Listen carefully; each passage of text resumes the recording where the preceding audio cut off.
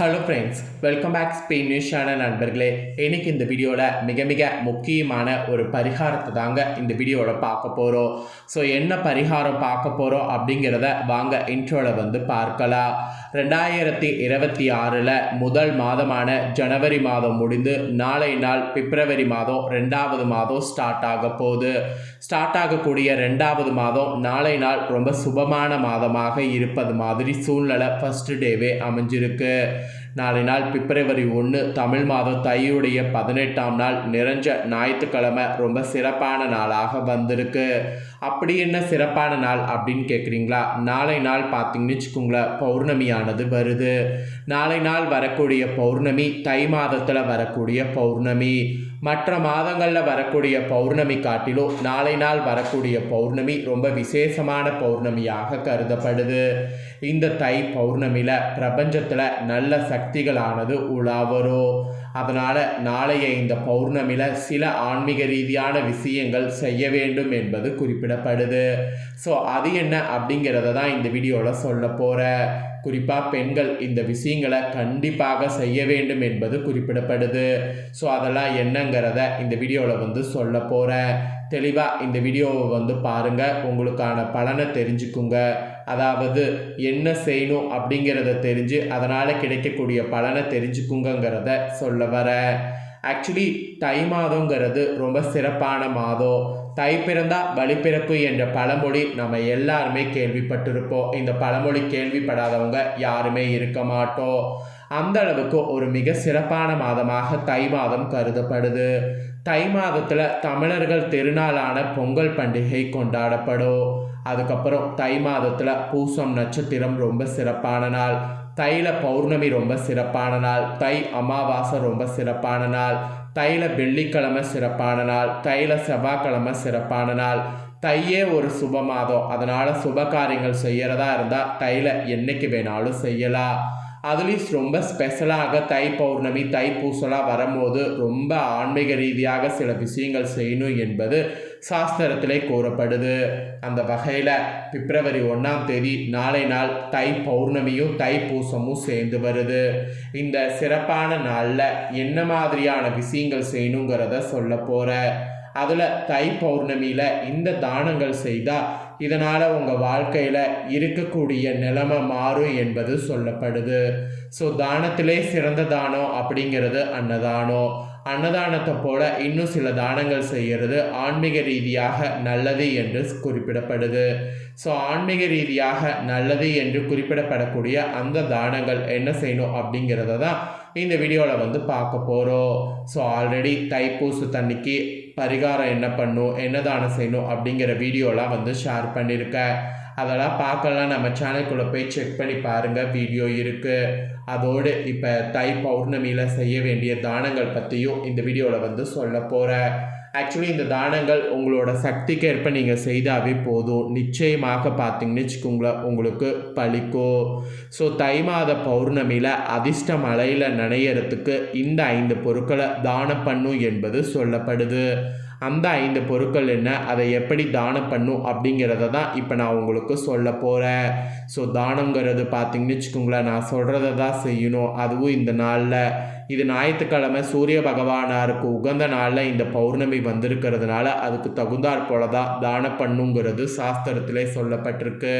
So அது எப்படி அப்படிங்கிற முறையை இப்போ நான் உங்களுக்கு சொல்கிறேன். அதை தெளிவாக இந்த வீடியோவில் தெரிஞ்சு பயன்பெறுங்க.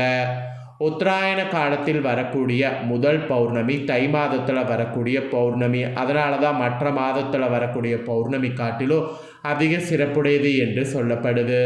இது தெய்வ அருள்கள் வேண்டுதல்கள் நிறைவேற்றி தரக்கூடிய ஒரு அற்புத நாளாக திகழ்கிறது. தை அமாவாசை எப்படி ரொம்ப சிறப்பானது என்று நம்ம சொல்லப்படுதோ அதுபோல் தை பௌர்ணமியும் விரதமும் மிகவும் உயர்வான பலன்களை தரக்கூடியதாக அமைகிறது. இது வாழ்வில் ஏற்படக்கூடிய துன்பங்கள்லேருந்து நம்மளை விடுவித்து வாழ்வில் ஒளியேற்றக்கூடிய ஒரு அற்புத நாளாக திகழ்கிறது. அதுதான் தை மாத பௌர்ணமியுடைய சிறப்பே.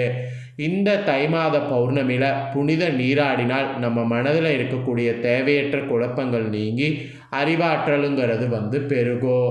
அதோடு இந்த நாளில் முன்னோர்களுக்கான தர்ப்பணம் அளிப்பது, தானம் அளிப்பது அளவில்லாத புண்ணிய பலன்களை அள்ளித்தரும். இதெல்லாம் ஒரு நம்பிக்கையோகவே சொல்லப்படுது. ஸோ தை மாத பௌர்ணமியில் இந்தந்த பொருட்களை தானம் செய்வதால் இன்னும் அளவில்லாத நன்மைகள் பெற முடியும் என்பது குறிப்பிடப்படுது. ஸோ அது என்னென்னங்கிறத இப்போ நான் உங்களுக்கு சொல்ல போகிறேன். அதை இந்த வீடியோவில் தெரிந்து கொள்ளுங்க. ஸோ தை பௌர்ணமியுடைய சிறப்பை ஃபஸ்ட்டு சொல்லிடுறேன், அதை முதல்ல தெரிஞ்சுக்குங்க.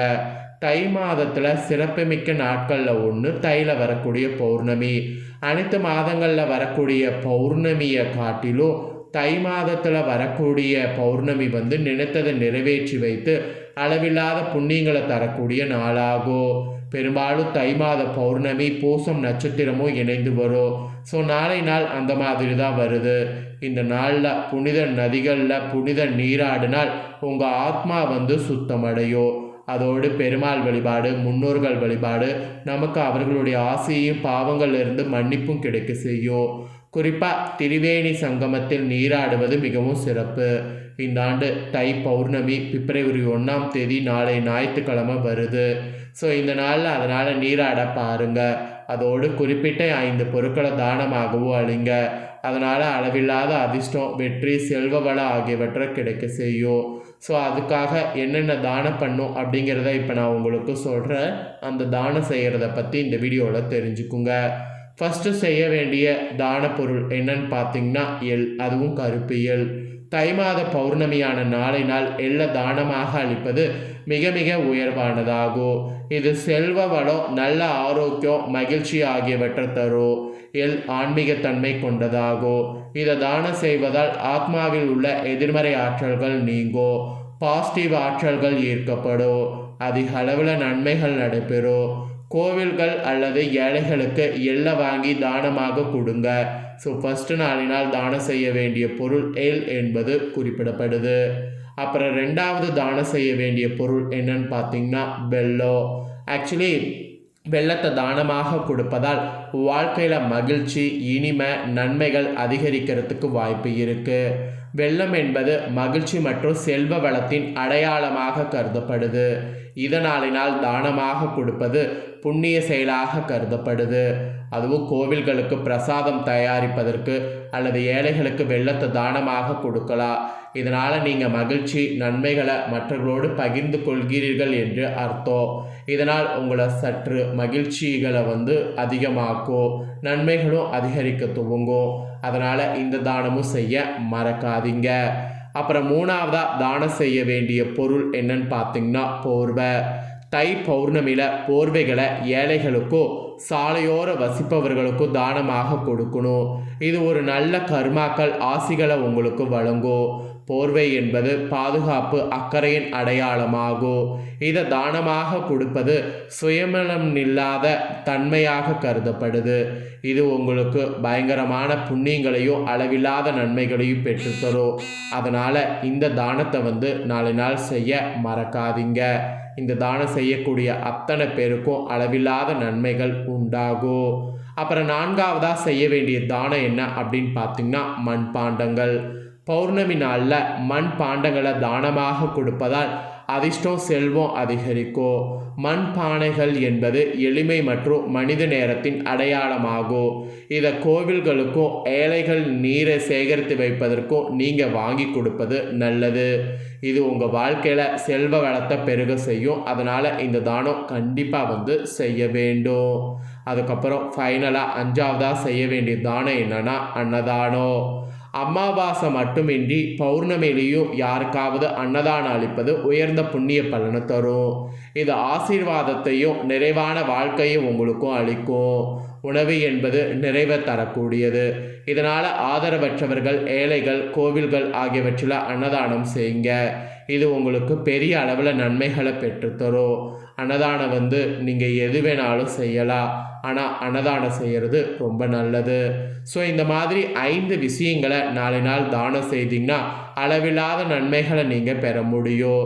ஸோ அளவில்லாத நன்மைகளை பெற என்ன தானம் செய்யணும் அப்படிங்கிறத உங்களுக்கு தெளிவாக இந்த வீடியோவில் ஷேர் பண்ணிட்டேன். தெரிஞ்சிருப்பீங்க. தெரிஞ்சதுக்கேற்ப நடந்து பயன் பெறுங்க. இந்த வீடியோவை இப்போ நீங்கள் பார்த்து முடிச்சுட்டு இது உடனே லைக் பண்ணி உங்கள் ஃப்ரெண்ட்ஸ் ஃபேமிலிக்கு ஷேர் பண்ணுங்கள். உங்கள் ஃப்ரெண்ட்ஸ் ஃபேமிலியில் இருக்கிறவங்களும் நாளை தை பௌர்ணமியுடைய சிறப்பும் செய்ய வேண்டிய தானங்கள் பற்றி இந்த வீடியோவில் வந்து தெரிஞ்சு பயன்பெறட்டும். இதே போல் புதிய அப்டேட்டான நிறைய வீடியோ நம்ம சேனலில் போடப்படும். அதை எல்லாமே உடனுக்குடனே தெரிந்து கொள்ள மறக்காமல் நம்ம சேனலை சப்ஸ்கிரைப் பண்ணுங்கள், கூட பெல் பண்ண ப்ரெஸ் பண்ணுங்கள். அதை நீங்கள் பண்ணிட்டீங்கன்னா இனி நான் போகிற மற்ற அப்டேட்டான எல்லா வீடியோஸும் உடனுக்குடனே தெரிந்து கொள்ளலாம். ஸோ மறக்காமல் பண்ணுங்கள். சுவாரஸ்யமாக நெக்ஸ்ட்டு வேறொரு வீடியோவில் உங்களை சந்திக்கிறேன். நன்றி, வணக்கம்.